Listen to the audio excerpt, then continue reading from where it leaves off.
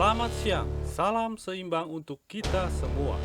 Kami di sini adalah sekumpulan hamba Tuhan dari berbagai latar belakang yang tergerak mengemban perintah dari Sang Khalik untuk menyampaikan peringatan akan datangnya berbagai gelombang bencana besar yang akan menimpa dunia termasuk bangsa ini. Perlu diketahui bahwa Tuhan menciptakan alam semesta ini dengan keseimbangan yang sempurna, termasuk bumi dan seisinya pada awalnya. Tuhan juga mengajarkan nilai-nilai, aturan-aturan yang menjunjung tinggi keseimbangan, seperti perintah untuk selalu berbuat adil, membantu sesama, saling menghargai, tidak berlebih-lebihan, tidak serakah, tidak merugikan orang lain, dan berbagai nilai-nilai positif lainnya. Jadi ajaran Tuhan yang dibukukan dalam kitab-kitab suci identik dengan guidance books, buku petunjuk untuk memperlakukan ciptaannya. Petunjuk untuk memperlakukan diri atau tubuh manusia itu sendiri, memperlakukan terhadap sesama manusia, dan memperlakukan alam berlandaskan keseimbangan. Sehingga jika semua umat manusia mengikuti ajaran atau ketentuan Tuhan, maka sistem keseimbangan ciptaan Tuhan akan selalu terjaga. Jadi esensi ciptaan maupun ajaran Tuhan adalah keseimbangan. Dan ini adalah fakta-fakta yang tidak perlu diperdebatkan. Namun sayang, mayoritas umat manusia telah melakukan perusakan berbagai sistem keseimbangan di bumi, baik kerusakan keseimbangan alam, kerusakan keseimbangan sosial, kerusakan keseimbangan tatanan dunia, bahkan kerusakan sistem keseimbangan dalam tubuh manusia itu sendiri. Dan kerusakan keseimbangan yang semakin parah dari tahun ke tahun akan menciptakan kehancuran yang sangat dahsyat.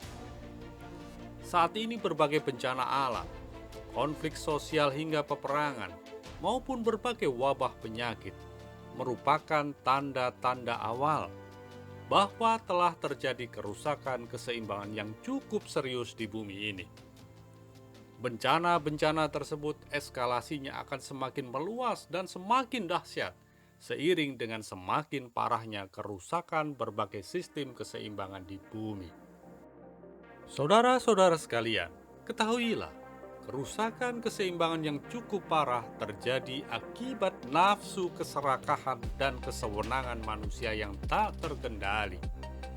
Nafsu ingin menjajah dan berkuasa dengan mengumpulkan harta sebanyak-banyaknya, menguras sumber daya alam dan memeras sumber daya manusia secara masif. Memang benar negara kita telah membebaskan diri dari penjajahan VOC atau Belanda, serta telah melepaskan diri dari cengkraman kekejaman Jepang. Dan kita telah memproklamasikan kemerdekaan negara Republik Indonesia. Namun perlu diingat, kemerdekaan negeri ini telah mendorong lahirnya VOC-VOC modern yang jauh lebih kuat dan lebih serakah. Perusahaan-perusahaan kapitalis raksasa dari dalam maupun luar negeri yang dibekali teknologi yang jauh lebih modern, mesin-mesin yang lebih kuat dan lebih besar. Mereka telah menguras dan merusak sumber daya alam negeri ini secara masif. 77 tahun pasca proklamasi kemerdekaan, kerusakan keseimbangan alam jauh lebih parah dibanding 350 tahun dijajah VOC ataupun Belanda. Artinya apa? VOC modern jauh lebih ganas dalam menguras kekayaan alam negeri ini. Begitu banyak sumber daya alam yang telah dikuras pasca negeri ini merdeka. Harusnya bangsa ini sudah mandiri dan mampu menciptakan kesejahteraan terhadap seluruh penduduknya. Namun faktanya, kemiskinan masih di mana-mana. Bahan-bahan pokok masih banyak yang diimpor dan hutang negara semakin menggunung. Memang ada kemajuan dalam pembangunan, tapi nilainya sangat tidak sebanding dengan kekayaan alam yang telah dikuras dari negeri ini. Kemana larinya kekayaan alam yang sudah dikuras dari negeri ini? Ini berarti sebagian besar kekayaan negeri ini hanya dinikmati oleh segelintir manusia, yakni para pengusaha besar, baik dari dalam maupun luar negeri, serta para pejabat atau penguasa yang bersekongkol dengan mereka.